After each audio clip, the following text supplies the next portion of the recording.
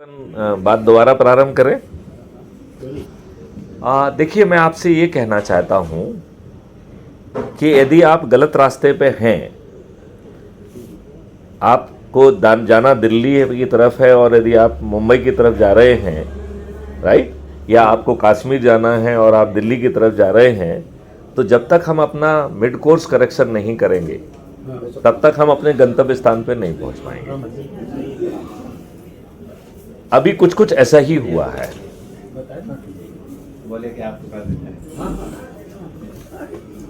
अभी कुछ कुछ ऐसा ही हुआ है। आपको जो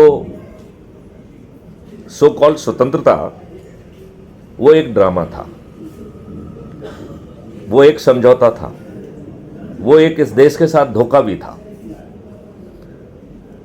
आपने एग्रीमेंट के तहत ब्रिटिश में कानून पारित करके भारत की स्वतंत्रता पाई है। ये कैसी स्वतंत्रता है? इस so called independence of India act, जिसमें सिर्फ एक्ट का नाम इंडिपेंडेंट है, जिसके अंदर कहीं इंडिपेंडेंट शब्द का अंदर उपयोग नहीं हुआ है, जहां आपको सार्वभौमिक शक्ति नहीं दी गई है, वो ब्रिटिश पार्लियामेंट में क्यों पारित हुआ है? हमारे जो राजनेता, जिन्होंने कि एक देश दे दिया है पाकिस्तान, उन्होंने इसे मुस्लिम प्रधान देश बनाने के लिए सब काम क्यों किया? इस देश में सभी बराबर क्यों नहीं है? मैं प्रो हिंदी व प्रो मुस्लिम या प्रो क्रिश्चियन वाली बात नहीं कहूंगा, मैं कह रहा हूं सबको बराबर रखो भाई। इस देश का प्रधानमंत्री कैसे कह सकता है कि इस देश में जो है ना मुस्लिमों को राष्ट्रीय जो है संसाधनों पर पहला हक मुसलमानों का है? और आप कहेंगे कि यदि हम मिड कोर्स करेक्शन नहीं करेंगे तो ये देश नहीं बदलेगा। तो इसके लिए मैंने एक बड़ा साधारण सा उपाय निकाला है कि आप 4 छोटे से उपाय कर दो, बाकी मेरे ऊपर छोड़ दो, मैं इस देश को बदल दूंगा। तो आप कहेंगे, और मैं आपको पहले से आश्वस्त करना चाहता हूं कि भारत सरकार के पास 20 गुना पैसा पहुंच जाएगा। हम जो भी करेंगे उसके तहत हर भारतीय को 5 मौलिक अधिकार मिलेंगे। रोजगार का मौलिक अधिकार, स्वास्थ्य का मौलिक अधिकार, भोजन का मौलिक अधिकार, शिक्षा का मौलिक अधिकार और समृद्धि और हैप्पीनेस का मौलिक अधिकार। आज तक किसी ने नहीं सोचे हैं। ये मौलिक अधिकार आपको मिलेंगे और भारत सरकार के खजाने पर 1 पैसे का बोझ नहीं आएगा। 1 पैसे का बोझ नहीं आएगा।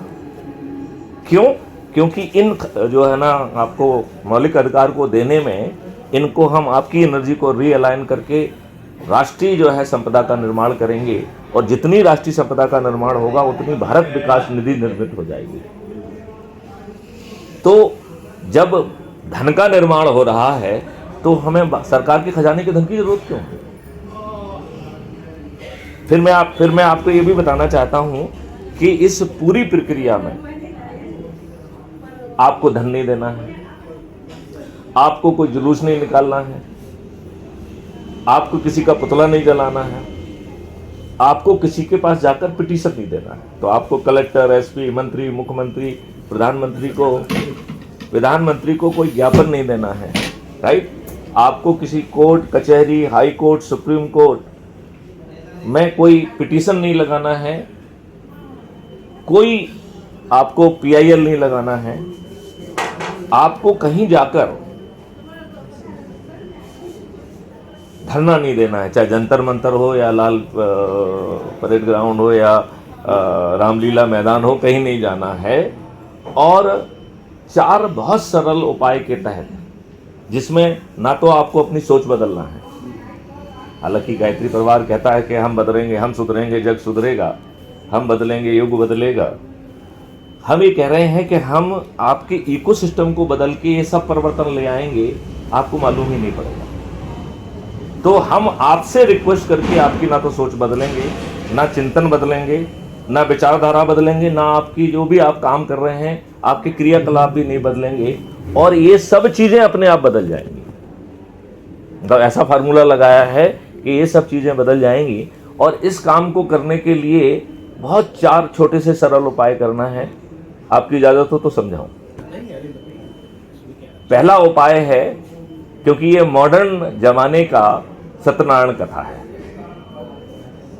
देखिए, उस समय नारद जी मृत्युलोक में घूम के जब उन्हें लगा कि हर कोई दुखी है, तो दुखी होकर वो पहुंचे कि प्रभु कोई ऐसा उपाय बताइए जिससे सभी लोगों का कल्याण हो। तो सत्यनारायण कथा आपके सामने आ गई। जो मैं आपसे कह रहा हूं, ये 4 उपाय, ये आधुनिक भारत की सत्यनारायण कथा है। तो ये आधुनिक भारत की सत्यनारायण कथा का पहला सूत्र है कि आपको YouTube चैनल पर जाना है और क्राइम फ्री भारत मिशन जो है, एक हमारी चैनल है, उसको खोजना है, सब्सक्राइब करना है और एक संकल्प और शपथ लेना है कि हमें अच्छा भारत चाहिए। बस करना कुछ नहीं। इस संकल्प शपथ लेने में कोई दिक्कत है कि हमें अच्छा भारत चाहिए?